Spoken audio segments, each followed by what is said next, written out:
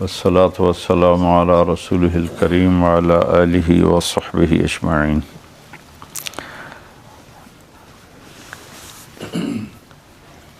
کل آپ کو بتایا تھا کہ قبیلہ جرہم جو سفر پہ تھا وہ پانی کی تلاش میں، چونکہ پانی تو یہاں ہوتا نہیں تھا، تو وہ سبب بنا ان کے یہاں آباد ہونے کا۔ جرہم یہ یمنی قبیلہ تھا، تو اللہ تعالیٰ نے یہاں ان کی برکت سے آبادی کر دی۔ ابھی بھی آپ سامنے پہاڑ دیکھیں کہ اللہ نے اپنا گھر کس جگہ منتخب کیا۔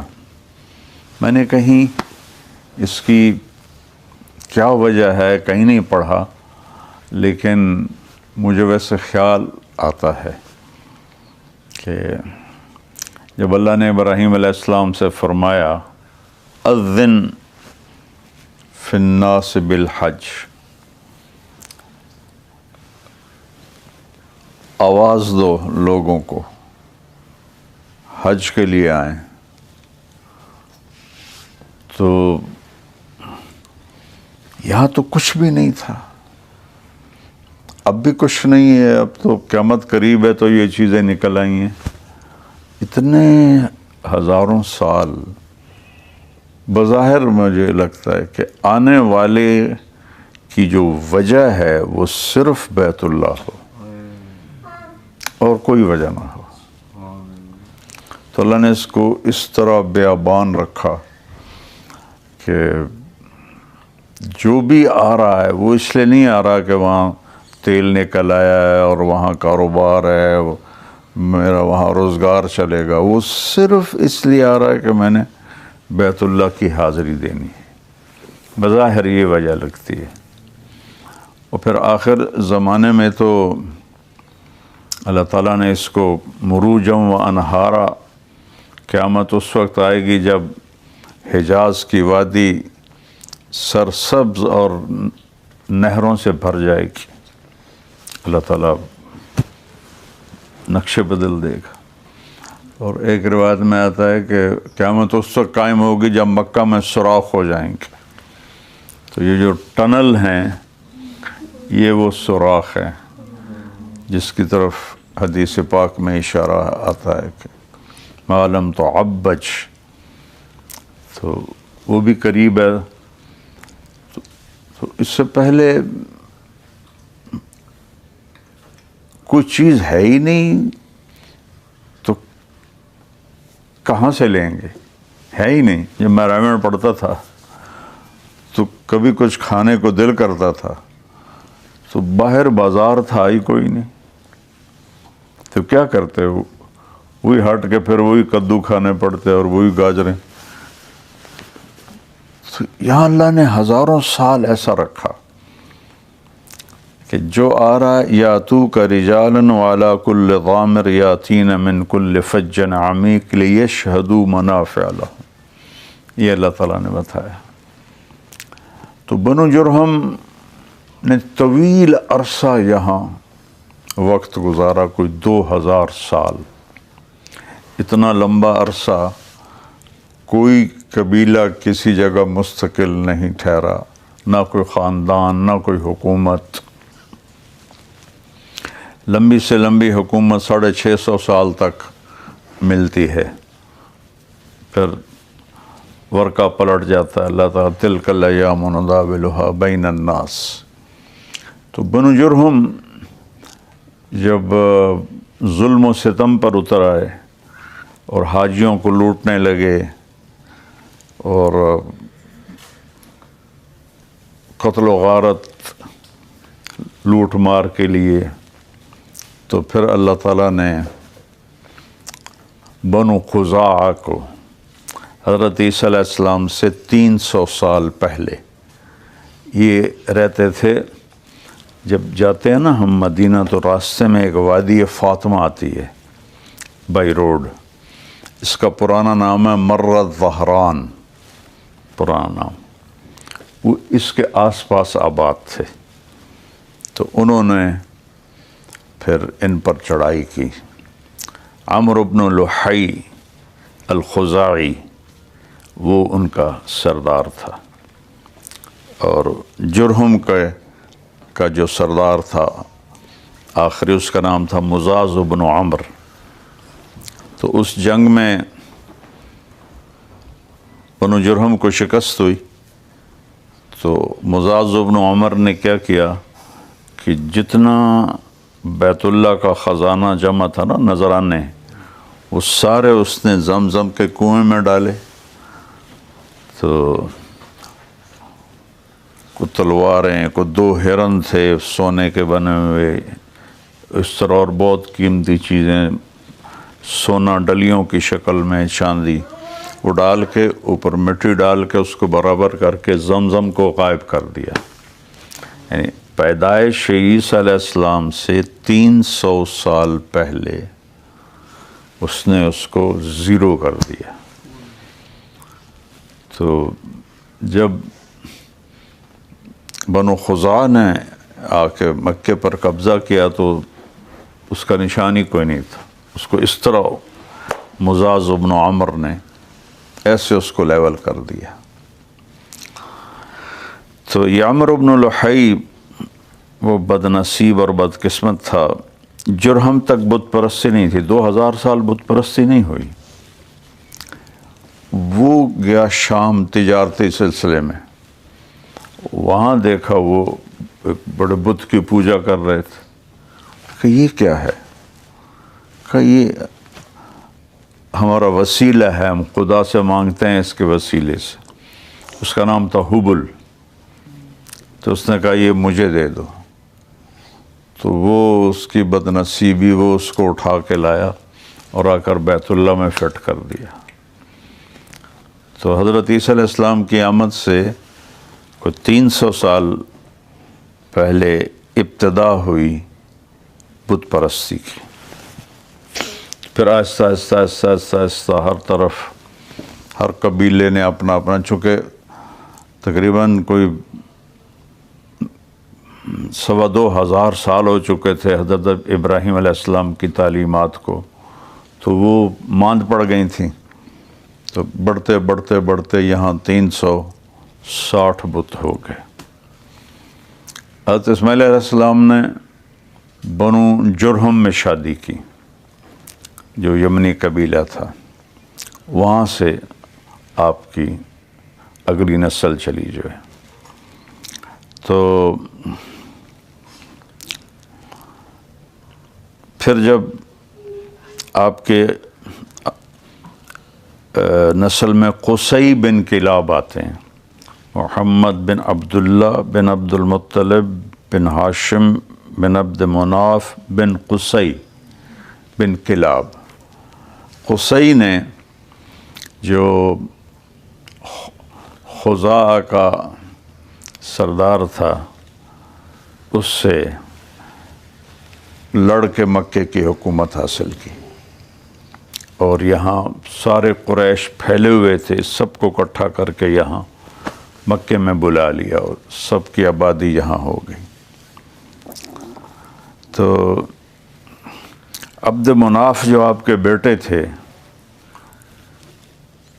ان کو قمر البطحاء کہتے تھے، بطحاء کا چاند۔ وہ اتنے خوبصورت تھے کہ ان کو بطحاء کا چاند کہتے تھے۔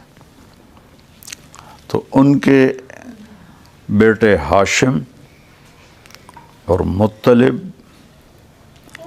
اور عبد شمس اور نوفل، یہ 4 بیٹے تو مشہور ہوئے۔ ابو زبیر اور ابو کچھ اور 2 بیٹے گمنام رہے۔ تو عبد مناف کے بعد عبد مناف نے تجارتی تعلقات قائم کیے، اور شام، یمن، وہاں سے تجارتی ذرائع سلسلے شروع کیے۔ تو ان کے بعد ہاشم کو سردار بنایا گیا۔ تو عبد شمس جو تھا، اس کے بیٹے امیہ نے اس کی مخالفت کی کہ ہاشم حقدار نہیں ہے سرداری کا، عبد شمس ہے اس کا باپ۔ تو پھر آپس میں کھچاؤ ہو گیا، اور یہ طے ہوا کہ اس زمانے میں وہ ہوتے تھے فیصلہ کرنے والے کاہن، عورتیں بھی مرد بھی، وہ جو فیصلہ کرے گا، جس کے حق میں فیصلہ کرے گا، دوسرے کو 10 سال مکہ چھوڑنا پڑے گا۔ تو یہ عثفان میں کوئی کاہن تھا، وہاں یہ سارے گئے تو اس نے ہاشم کے حق میں فیصلہ کر دیا۔ تو امیہ کو پھر 10 سال کے لیے جلا وطنی دیکھنی پڑی، اور یہاں سے بنو امیہ اور بنو ہاشم کی دشمنی کی ابتدا ہوئی۔ وہ اندر میں بغض اس کے بھر گیا کہ ایک تو میں اپنا گھر چھوڑ رہا ہوں، ایک سرداری میرے چچا کو مل رہی ہے، میرے باپ کو نہیں مل رہی ہے۔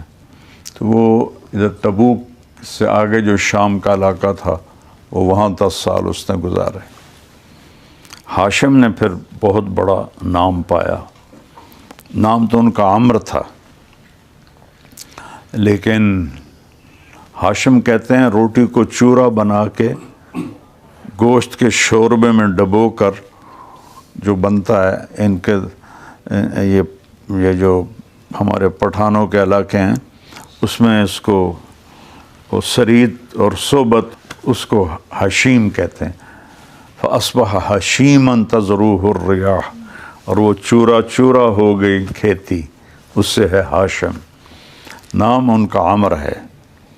تو انہوں نے حاجیوں کو یہ کھانا کھلانا شروع کیا، اور جب وہ منا کی طرف جاتے تھے تو کھجوروں کے تنے گاڑ کر نہ ان کے اوپر پراتیں رکھ دیتے تھے تاکہ اونٹ سے اترنا نہ پڑے کھانا لینے کے لیے۔ تو وہ اپنا اونٹ قریب لاتے اور وہاں سے کھانا اٹھاتے اور لیتے آگے چلے جاتے۔ اس طرح وہ بہت مشہور ہوئے۔ تو ان کا سفر تھا تجارتی۔ مدینے گئے تو بازار میں ایک یہودی عورت ملی، اس نے آپ کو دیکھا تو کہنے لگی ایک رات گزارتے ہو میرے ساتھ؟ وہ کہنے لگے میں شریف آدمی ہوں، سردار ہوں، تم مجھے گناہ کی دعوت کیوں دیتی ہے؟ اور اگلے دن وہاں انہوں نے بنو نجار میں ایک خاتون سلمہ سے شادی کر لی۔ تو 2-3 دن گزرے تھے کہ بازار میں جا رہے تھے، وہی عورت سامنے سے آ گئی،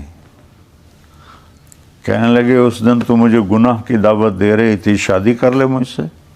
وہ شادیاں تو عام تھی اس وقت۔ اس نے ایسے دیکھا، کہا مجھے تم نے غلط سمجھا ہے، میں بھی عزت دار اور شریف ہوں، تیرے ماتھے پر آخری نبی کا نور تھا، آپ جس کی طرف منتقل ہوتے تھے تو اس کے ماتھے پہ نور آ جاتا تھا، روشنی آ جاتی۔ تو اس نے کہا میں نے تو وہ نور نبوت دیکھا تھا، یہودی تھی نا وہ، کتابوں کو پڑھا ہوا تھا، تو مجھے تو وہ تما تھی، وہ تو سلمہ لے گئی، اب مجھے کوئی ضرورت نہیں ہے۔ تو پھر حضرت ہاشم یہاں سے غزہ شام تشریف لے گئے۔ تو غزہ جب پہنچے تو وہاں انتقال ہو گیا۔ اس وقت ان کی عمر صرف 32 سال تھی، 32 سال کی عمر میں انتقال ہو گیا۔ وہیں ان کی قبر بنی۔ اب اس فتنے میں، اب اس سے پہلے تک تو موجود تھی، اب تباہ ہو گئی ہو تو پتہ کوئی نہیں ہے، لیکن اس جنگ سے پہلے تک آپ کی قبر موجود تھی۔ تو ہاشم کے بعد پھر مطلب کو سردار بنایا گیا۔ سلمہ کے ہاں ایک بیٹا پیدا ہوا، تو اس کے سارے بال سفید تھے پیدائشی، تو ماں نے اس کا نام رکھا شیبہ، سفید بالوں والا۔ یہاں قریش کو پتہ نہیں ہے کہ ہاشم کا کوئی بیٹا مدینہ میں پیدا ہوا ہے، کسی کو خبر نہیں ہے۔ ایک عرصہ گزر گیا، ایک آدمی مکے آ رہا تھا، تو مدینے سے گزرا تو بچے تیر اندازی کھیل رہے تھے، وہ نشانہ ہٹ کر رہے تھے، تو ایک لڑکے کا نشانہ ٹھیک اس گول دائرے پہ جا کے لگتا، تو کہتا خذھا وانا بنو ہاشم، دیکھو میرا نشانہ، میں ہوں ہاشم کا بیٹا۔ اس کے کان کھڑے ہوئے کہ ایک ہی آخر ہے۔ تو وہ آیا مکے اور مطلب سے ملا کہ تیرے بھائی کا کوئی نسل مدینہ میں ہے؟ وہ کہنے لگے مجھے تو پتہ نہیں۔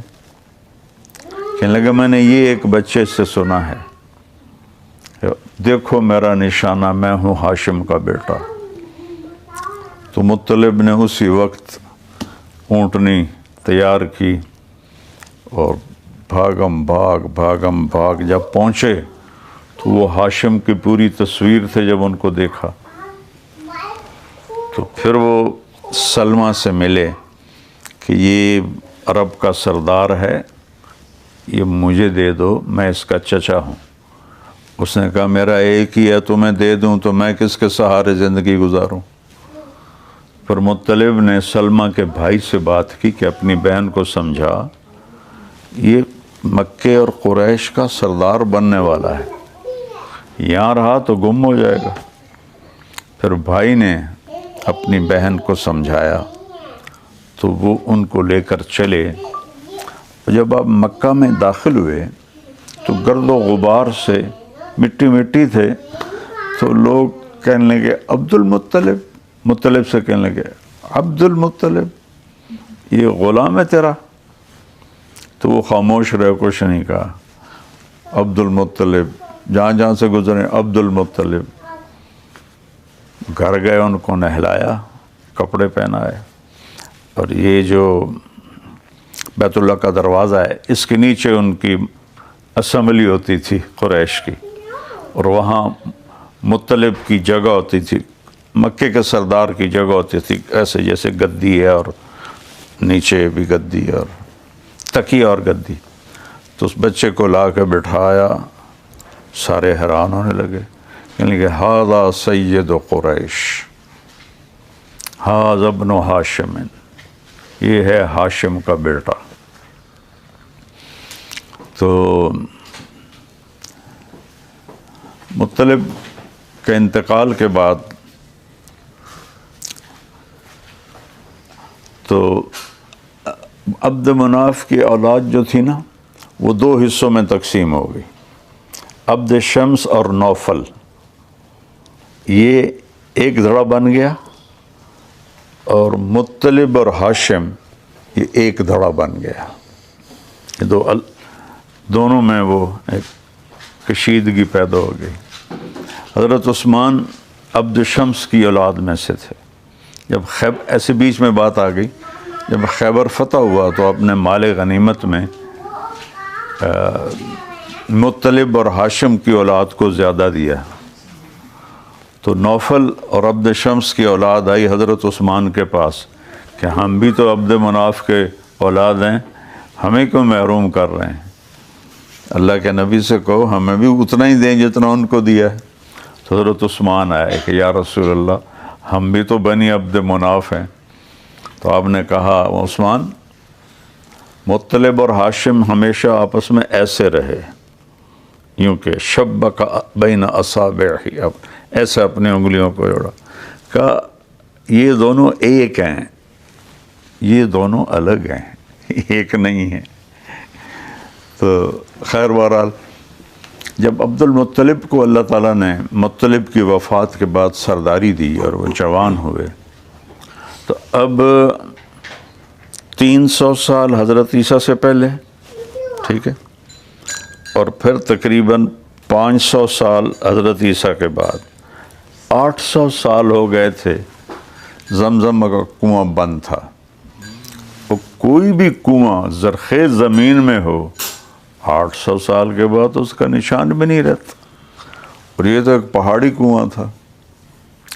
تو ان کو خواب آیا، ان کا ایک بیٹا پیدا ہو چکا تھا، حارث سب سے بڑا، پاک پانی نکالو، اور خواب ختم۔ اگلے دن پھر خواب آیا، پاک پانی نکالو، اور پھر خواب ختم۔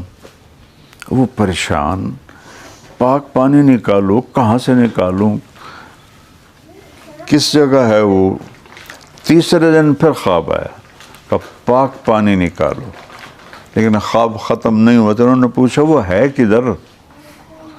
تو آواز آئی تم بیت اللہ میں بیٹھنا، ایک کوا آئے گا صبح اور ایک جگہ 3 دفعہ ٹھونک اپنی چونچ مارے گا، ٹھک ٹھک ٹھک، اس کے نیچے ہے پاک پانی۔ تو عبد المطلب صبح صبح آ کے بیٹھ گئے، وہ کوا آیا اور اس ایک جگہ بیٹھ کے ٹک ٹک ٹک اور اڑ گیا۔ تو انہوں نے قریش کو جمع کیا کہ یہ ہماری ماں کا کنواں ہے یہاں، آؤ مل کر اس کو کھودیں۔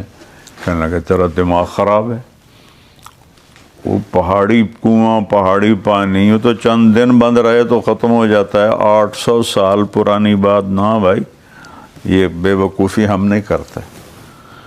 انہوں نے کہا بیٹا آجا ہم دونوں کریں گے، مجھے تو اشارہ ہوا ہے۔ اب دونوں باپ بیٹا لگ گئے کھدائی میں۔ تو ایک دن تھک گئے بہت، تو کہنے لگے وہ بھی کوئی سردار ہے جس کی اولاد نہ ہو؟ تو کہنے لگے وہ بھی کوئی سردار ہے جس کی اولاد نہ ہو، اگر اللہ نے مجھے 10 بیٹے دیے تو ایک کو اللہ کے نام پہ ذبح کروں گا۔ تو اللہ نے 12 بیٹے دے دیے اور 5 بیٹیاں، 17۔ تو اب وہ کھودتے کھودتے کھودتے آہستہ آہستہ وہ نشانیاں نکلنے لگیں۔ اور جو وہ نشانیاں نکلنے لگی تو سارے قریش آ گئے، بھائی ہم بھی ساتھ کے، ان کا دفع ہو جاؤ سارے، اب یہ صرف بنو ہاشم کا کنواں ہے اور کسی کا نہیں ہے۔ تو آخر تک اس کا جو حاجیوں کو جو پانی پلانا تھا وہ بنو ہاشم کی ذمہ داری تھی۔ آخری حج پر جب آپ طواف زیارت سے فارغ ہوئے اور آ کر آئے نا کنویں پر، تو حضرت عباس اور حضرت فضل بن عباس اور حضرت ام فضل آپ کی بیگم یہ پانی پلا رہے تھے عورتوں کو یا مردوں کو۔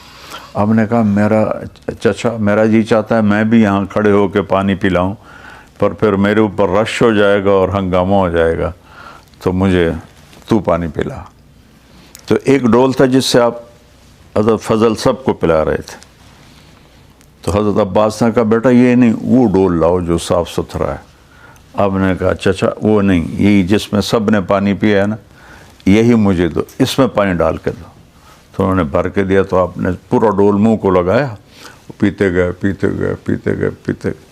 ایمان کی نشانی ہے کہ اتنا زمزم پیو کہ پسلیاں ٹوٹنے لگیں، اتنا زمزم پیو۔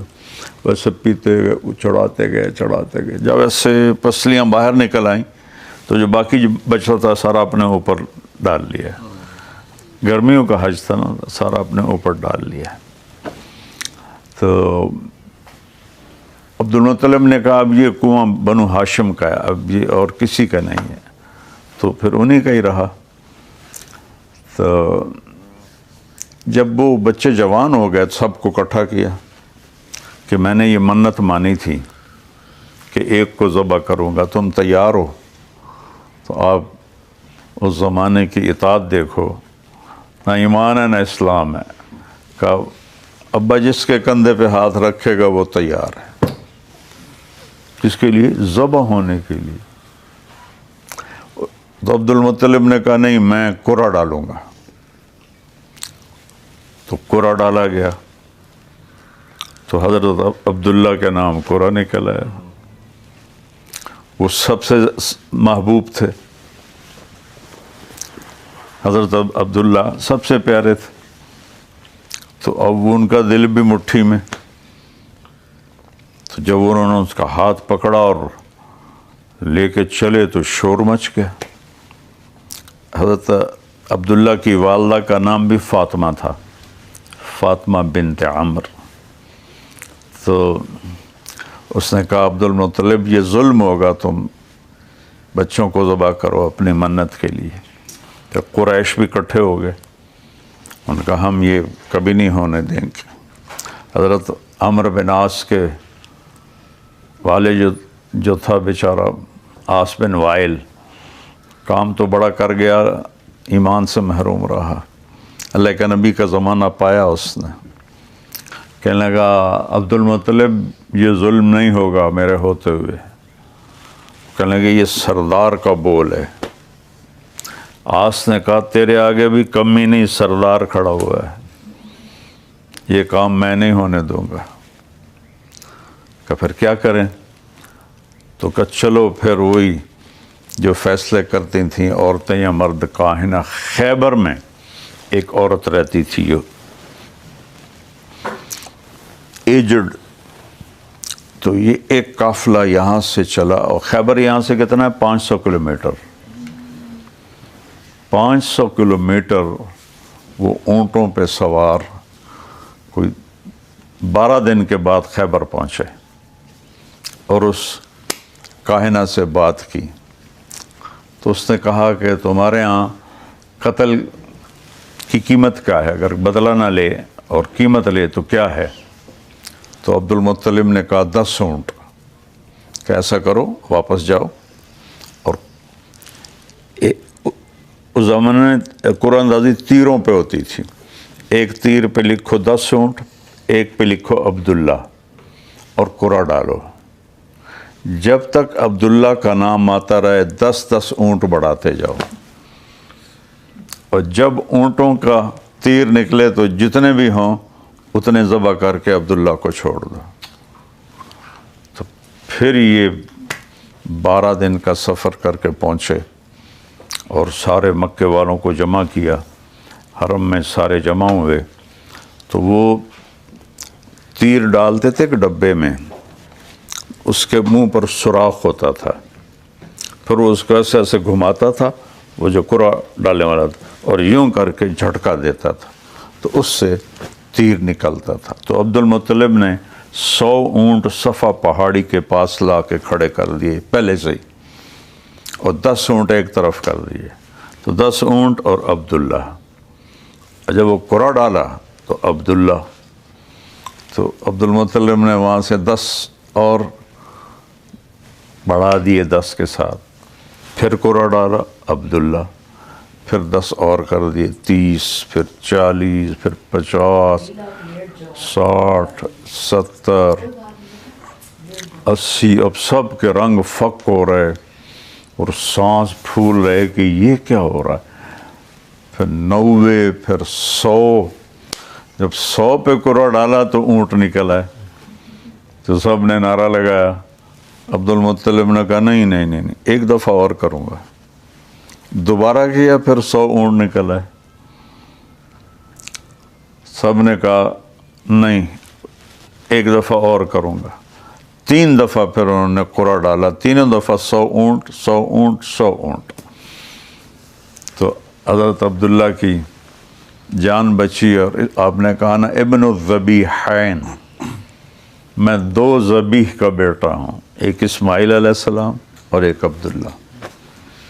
حضرت عبداللہ مکے میں گزر رہے تھے تو سامنے سے ایک عورت آگے کہنے لگی عبداللہ تیری جان بخشی پہ 100 اونٹ لگے تھے، ایک رات میرے ساتھ گزار دے، 100 اونٹ لے لے مجھ سے۔ تو کہنے لگے تو ایک شریف نوجوان کو گناہ کی دعوت دیتی ہے، تو اس نے بھی نور نبوت دیکھ لیا تھا، تو اس نے کہا 100 اونٹ لے لے اور ایک رات میرے ساتھ گزار لے۔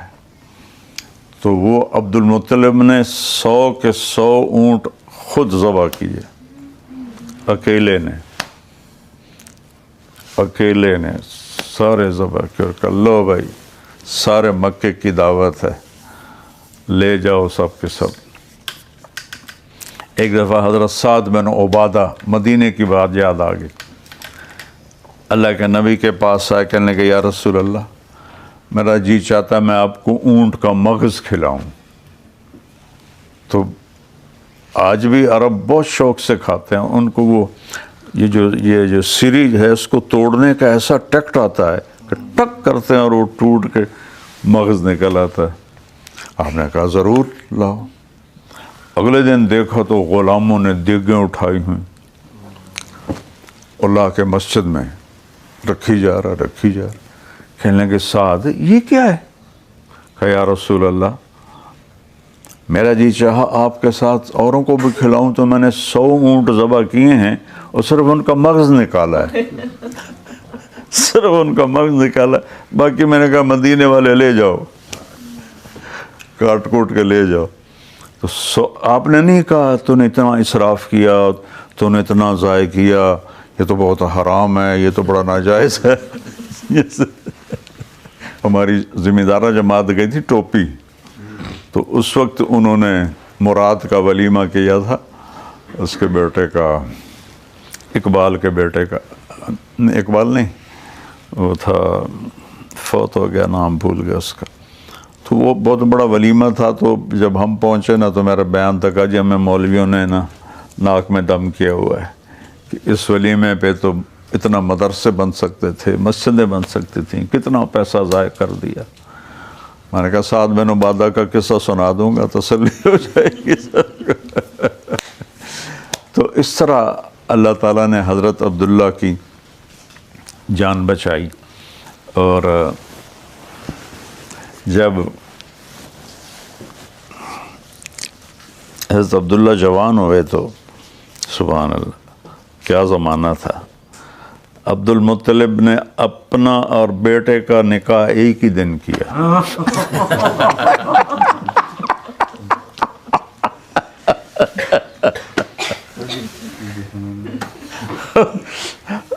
ایک طرف ابے کی بارات جا رہی ہے، ایک طرف بیٹے کی بارات جا رہی ہے. تو اس شادی سے حضرت حمزہ پیدا ہوئے. جو عبد المطلب نے جو حضرت عبداللہ کے ساتھ جو نکاح کیا اس سے حضرت حمزہ پیدا ہوئے. اور حضرت فاطمہ بنت وہب حضرت عبداللہ سے اللہ کے نبی پیدا ہوئے. تو دونوں یہ ہم عمر تھے، اور حمزہ چچا تھے، یہ بھتیجے تھے. اور آپ دونوں نے ایک ہی عورت کا دودھ پیا، سویبہ ابو لہب کی باندھی تھی، اللہ نے بعد میں ایمان دے دیا تھا. تو اس طرح یہ دونوں دودھ شریک بھائی بھی تھے اور چچا بھتیجا بھی تھے. تو حضرت عبداللہ تشریف لے گئے تجارت کے لیے ملک شام. تو اپنے دادے کی طرح وہ تو غزہ میں بیمار ہو کے فوت ہوئے، یہ مدینہ پہنچے تو بیمار ہو گئے، اور 1 مہینہ وہاں آپ نے بیماری کا گزارا اور پھر آپ کا وہاں انتقال ہو گیا. اور نابغۃ الجعدی کے گھر میں ہی آپ کی تدفین ہوئی، وہاں آپ کو دفن کیا گیا. اس وقت ہمارے نبی کی عمر ماں کے پیٹ میں 2 ماہ کی تھی، 2 ماہ کے تھے جب حضرت عبداللہ کا انتقال ہو گیا. تو